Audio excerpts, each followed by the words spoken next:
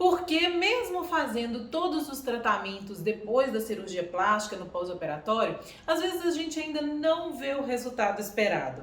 Hoje eu trouxe o caso de uma paciente que ela fez a lipoaspiração, estava fazendo tudo o que tinha sido recomendado, mas mesmo 3 meses depois ela ainda estava muito inchada, com muitas dores, algumas fibroses. Então eu vou explicar o que estava acontecendo no caso dela, o que a gente fez para melhorar, além dos tratamentos que ela já fazia.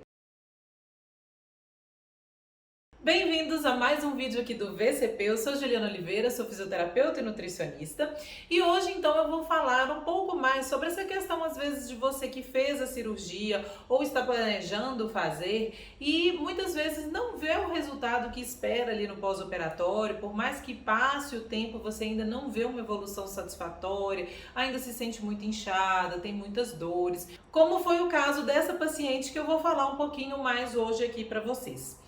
Ela fez a cirurgia de lipoaspiração e estava fazendo todos os tratamentos recomendados no pós-operatório, né? Ela fez 23 sessões de drenagem linfática, fez também 12 sessões de fisioterapia especializada para cirurgia plástica, né? Com uma colega fisioterapeuta.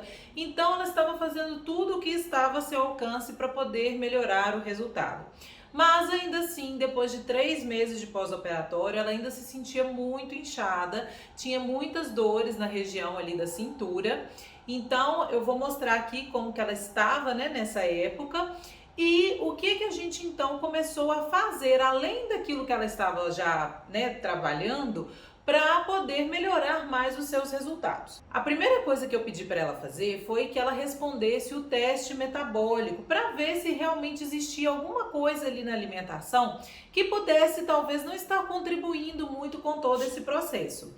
E se você tiver interesse em responder esse teste também, deixa aqui um comentário que eu vou enviar ele para você, porque ele é importante para a gente entender realmente se precisamos melhorar algo na alimentação para poder contribuir para os resultados da cirurgia plástica. Então, se você vai fazer cirurgia, vai ser excelente, e se você já fez também, às vezes se identifica, né, com o caso dessa paciente, também pode ajudar muito. Quando ela me enviou o resultado do teste, ela tinha uma pontuação muito alta, e quando você fizer, você vai entender isso. Então, eu percebi que realmente podia estar acontecendo algum processo inflamatório, né? Até mesmo na questão intestinal.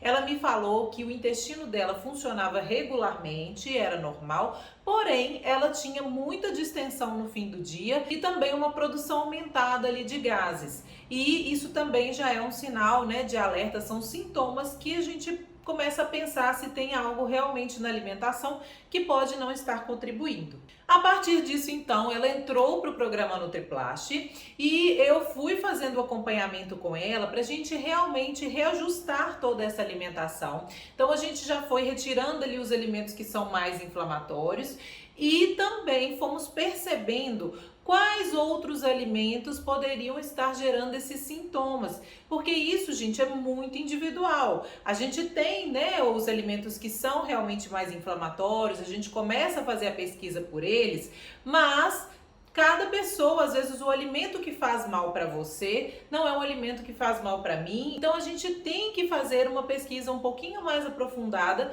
para entender realmente quais alimentos podem estar gerando reações e até mesmo sintomas que a gente nem faz relação que tem a ver com a alimentação. E daqui a pouquinho nesse vídeo você vai ver como ela melhorou com essas alterações. No caso, ela realmente estava tendo um aumento do processo inflamatório ali no intestino, um processo de disbiose, que é a alteração, né, é o desequilíbrio entre bactérias boas e ruins, e isso estava, na verdade, retardando mesmo todo o processo de evolução no seu pós-operatório. Mesmo ainda fazendo uso da cinta, ela já tinha recomendação de parar de usar a cinta, só que ela falava que não conseguia, porque quando ela tirava a cinta, primeiro, ela se sentia muito inchada, e segundo, porque a dor que ela estava sentindo ali na região da cintura aumentava. Então ela não tinha segurança o suficiente para retirar a cinta e ficar sem ela. E realmente, gente, muitas vezes, Você faz o tratamento ali para poder contribuir, para poder ajudar na recuperação, mas o nosso corpo ele fica como se fosse num cabo de guerra.